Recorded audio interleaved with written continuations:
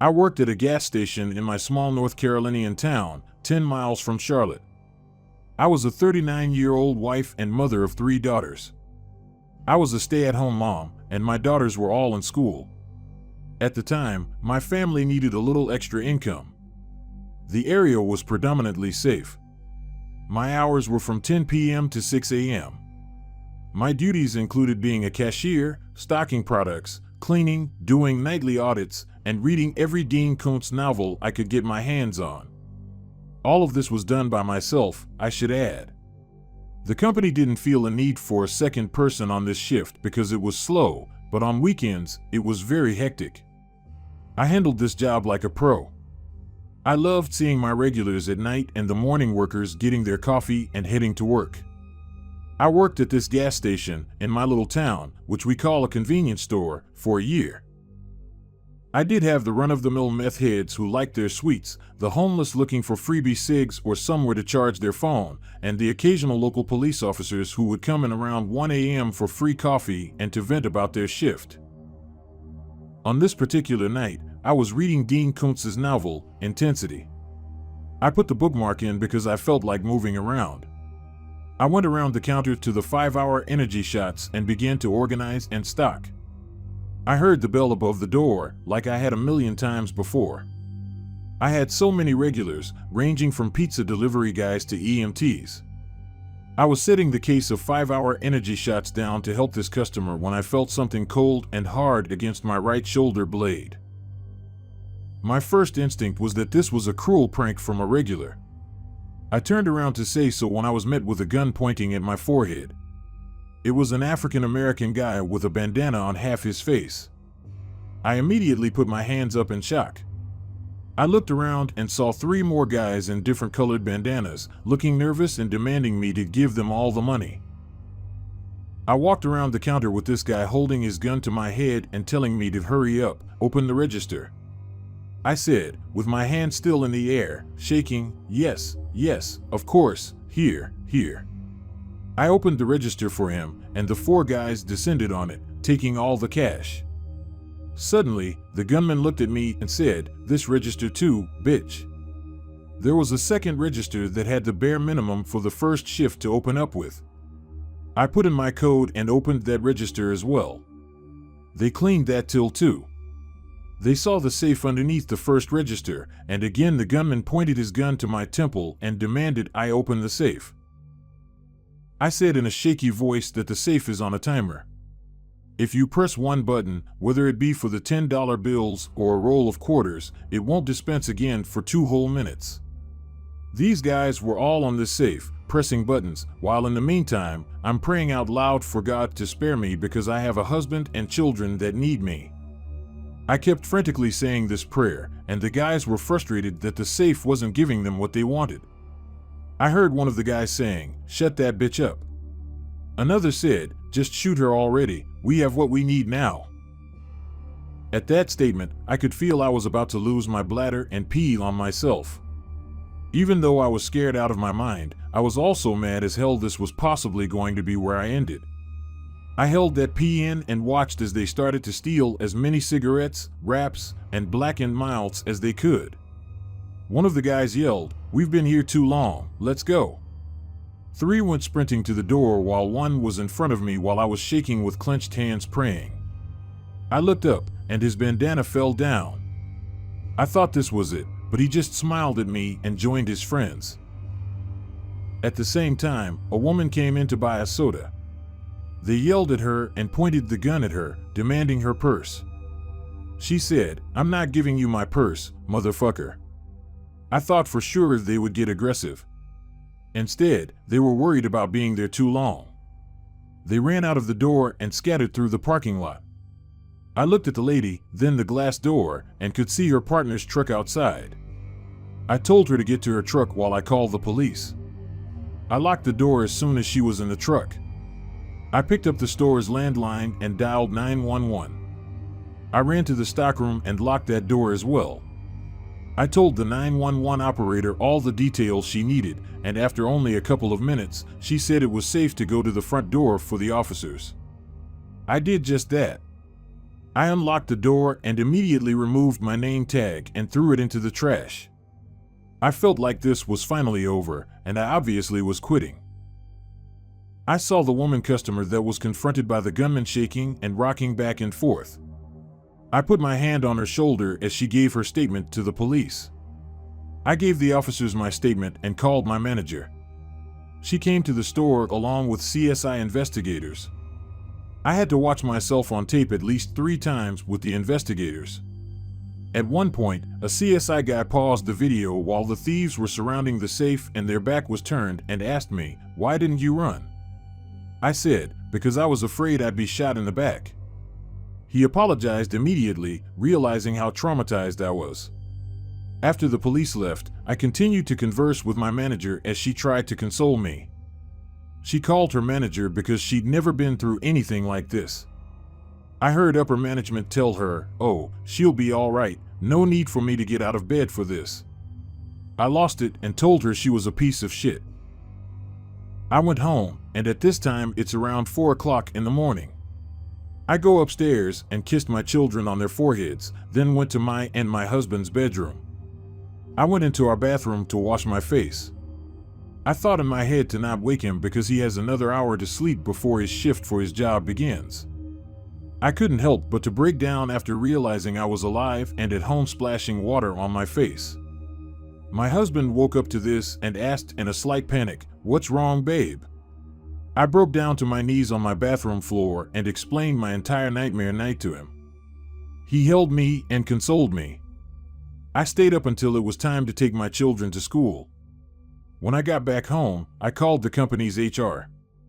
They were very cold towards me. I then called a workers' compensation lawyer. After discussing what happened to me on third shift by myself and HR being so cold, he took my case. I discovered the 4 guys that robbed me at gunpoint were all 16 years old. I don't know what punishment they ever received. I do know that I got 1 year of unemployment checks and a settlement of $25,000. I also received therapy for the PTSD I have now. It took about a year for me to be able to go to a gas station on my own. It's been 4 years now, and I'm doing okay, as long as I have my 2 knives and taser with me.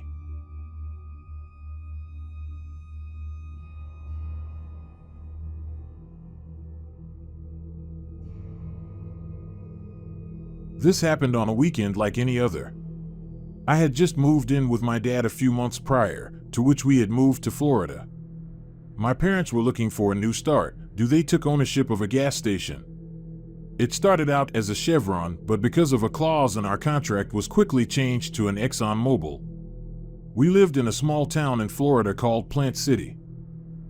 I was good with numbers, and for whatever reason being behind the counter gave me enough confidence that I was great with customers.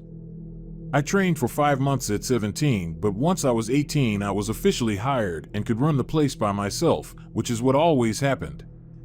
It wasn't ever busy enough that we needed multiple people, so my 5 feet 295 pound self was always left alone.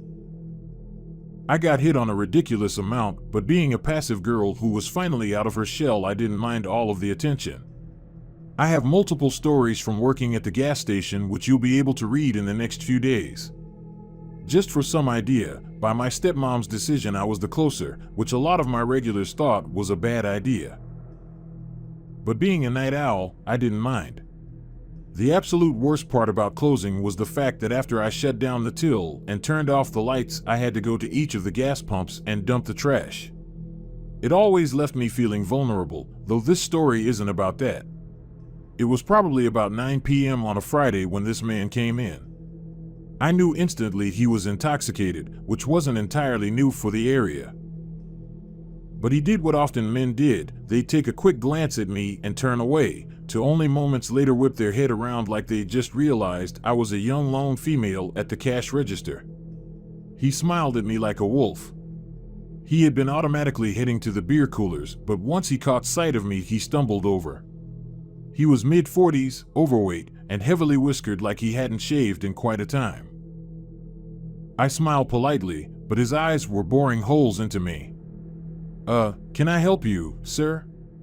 I cheerfully asked. His grin was plastered on his face as he said, "Oh man. Is that a real offer? I can think of 1,000 ways you can help me."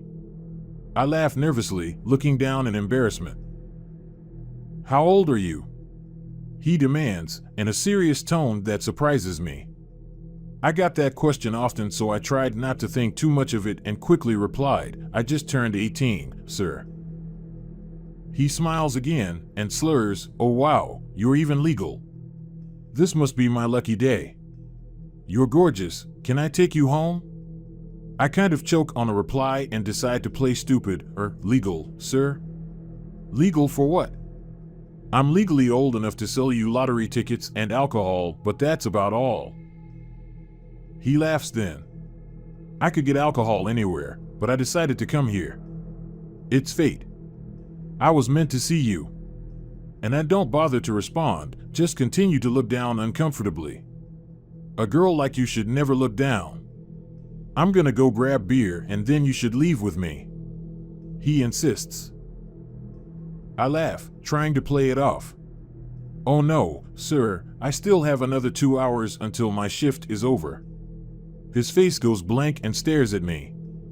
He intentionally turns his head left and right, obviously emphasizing that he was the only one in there, and says, "Well, I'm your only customer here now. Shouldn't you take care of me?" I scrunch my eyebrows together and ask, "How do you mean, sir?" And he laughs, like a maniac. "Oh sugar, I'm sure you know how to take care of me." I frown, my hand reaching the panic button under the counter. The button was mainly intended if fuel was spraying out from one of the pumps, to which it would alert the fire department and police, but I'm hesitant to press it. Despite all of my situations, I had never called the police, and I'm afraid if I do they'll look at me like a silly overactive girl, so I wait. He leans over the counter and smiles at me again. Sir, really, you need to buy something and leave," I say, unsteadily. He laughs again, "Oh yeah, like you're so busy." And before I get the chance, another man enters the gas station. He's one of my regulars, one of those that spends a sad amount of lottery tickets one after the other. He's an attractive African American with salt and pepper stubble on his face. He immediately sees the freaked out look on my face and glances at the drunk man. "Are you okay, Victoria?" he mouths, and I shake my head quickly. He frowns and nods, ordering one of our Mega Millions. He then mouths, "Do you want me to call the police?" To which I do one quick nod and he nods. He doesn't have to explain it to me. I can tell by his eye contact that he's going to call the police as soon as he steps out of the gas station. The drunken man walks in front of me after he walks out. Damn baby, I don't know how you deal with a N-word like that, and I can't help but gasp, "Don't talk like that." He's a wonderfully man, his skin color doesn't matter, thanks. To which the drunk man laughs and leans over the counter, trying to kiss me. I slam backwards and I smash in the back counter. Before I can do or say anything, he sprawled himself across the counter and slides over it, smashing my display of phone chargers to the ground below me. He's sitting on the counter, grabbing onto my Exxon shirt as he giggles, "Whoops," and then tries to force my head forward as he tries to kiss me. I full on scream at this point, losing all of my cool as he lands on my side of the counter, full on grabbing me. He slips his hand under my shirt and I full on headbutt him. It hurts horribly, but he stumbles backwards, swearing, "Fuck you, bitch. Who the fuck do you think you are? You're just an ugly fucking bitch." My regular rushes in with another one of my regulars and tries to get a hold of the man, who's staring at me, and pulls out a pocket knife. The other of my regulars' son crashes in and full on tackles the man. The three of them are struggling as he continues swearing and threatening to gut me like a fish. He doesn't stop struggling until the police arrive. One of my favorite regulars, Officer I, storms in, along with 3 other cops, as they smash the man against the counter and handcuff him. I'm sobbing and he calls my parents. My stepmother is pissed, but my dad doesn't say anything, avoiding eye contact with me. They handcuff the man and force him into the back of the cop car, banning him from entering the gas station ever again. Officer I gives me his personal cell phone number so I can call him as soon as something goes wrong. They take the man away, and my regulars that saved me ensure that I'm safe. They leave, insisting me that it was the least they can do. My stepmom actually asks me why I didn't bother to call the police earlier, like it's my own fault somehow. My dad remains silent, and they both leave me to close the store with the last hour of my shift remaining. I go home crying and silently weep myself to sleep. I never saw the man again. Though, weeks later, when I reported a disturbance behind the building, officer I would tell me that they found the man hiding behind the trash can behind the store where I dump the garbage every night.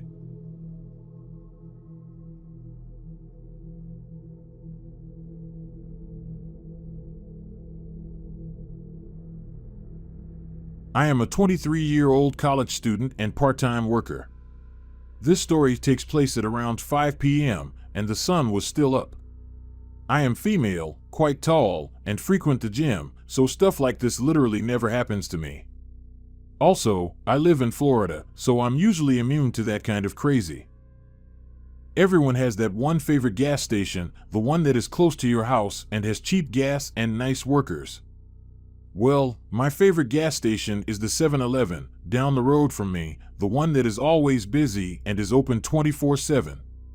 One of my best friends was house sitting the day this happened and had asked me to come stay the night with her and her boyfriend. She asked me out of pity because I had just failed a test I had spent 6 months studying for. The dreaded TEAS test.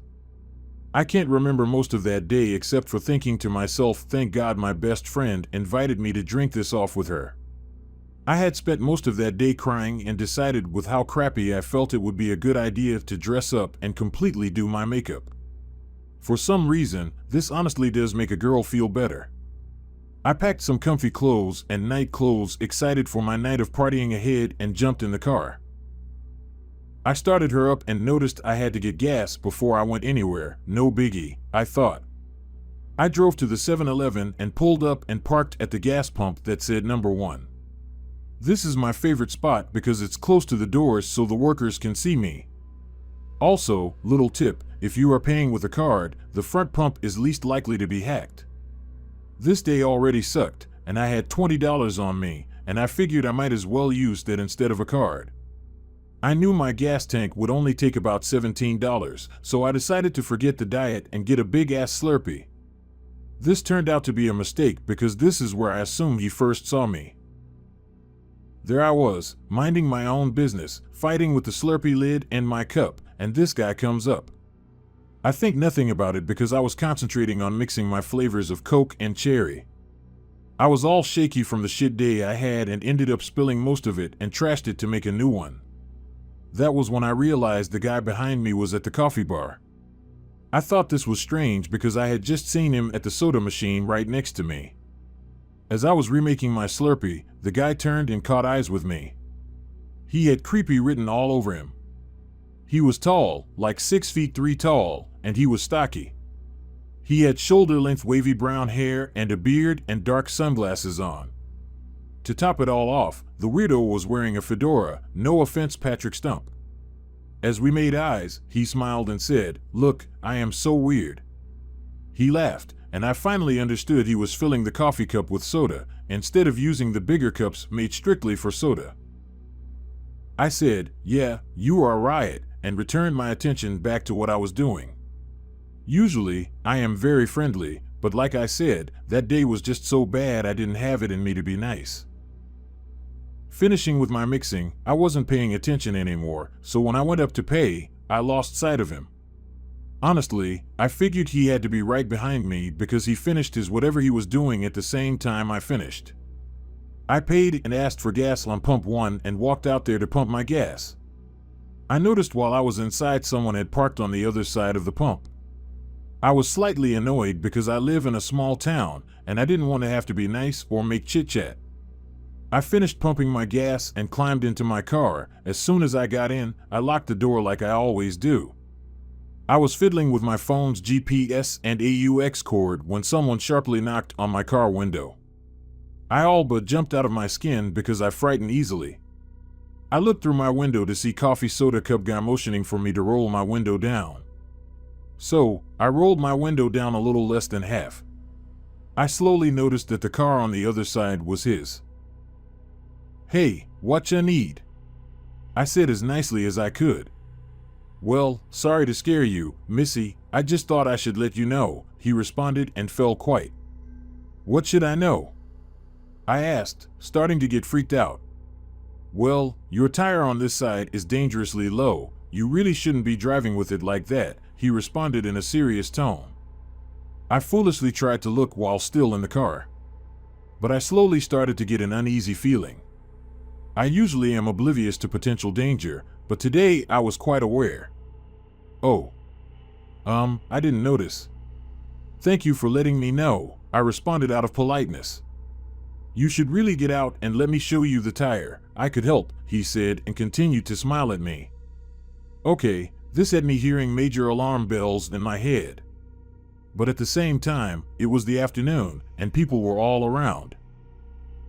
I decided not to chance it. "Thanks, but I'll have my friend check it out when I get where I'm going," I said to let him know someone knew I was supposed to be somewhere. He stopped smiling at this new information and his tone got harsher. "It's really not safe to drive. Do you want to hurt yourself and others? Just come out and take a look, and we can figure out what to do." I was starting to actually panic. This dude wouldn't take no for an answer. I had no words, so I just stared at him. After a bit, he said, "Hey, listen, how about you come with me, and I'll drive you someplace safe?" Okay, no, this was not happening. This guy wanting to take me somewhere, and that wasn't going to happen. I was feeling mad at this point as I sarcastically said back, "You mean like another 24/7 gas station full of people?" He seemed frustrated and then smiled again and said, "How about you come with me, and I'll let you use my phone to call someone to come help you?" I stared at him and he stared at me. I then looked pointedly at my own phone that had been visible to both of us the whole time. I reached my nope the fuck out moment and rolled up my window and sped away. 20 minutes later, I reached my destination and told my friend and her boyfriend what happened. I asked the boyfriend if he would look at my tires to tell me this guy was just pushy and not trying to get me. He went out and came back looking pale. "Your tires are better than mine, and I just bought this car," was all he said. I just sat there slowly realizing this creep tried to pull whatever he was trying to pull at in broad daylight on a workday. It was only later that I pieced together that dude waited for me at the Slurpee machine. He pulled that stunt with the coffee cups so he could see which car was mine, then he waited for me. Safe to say I'll be finding a new favorite gas station. Thanks, creepy asshole.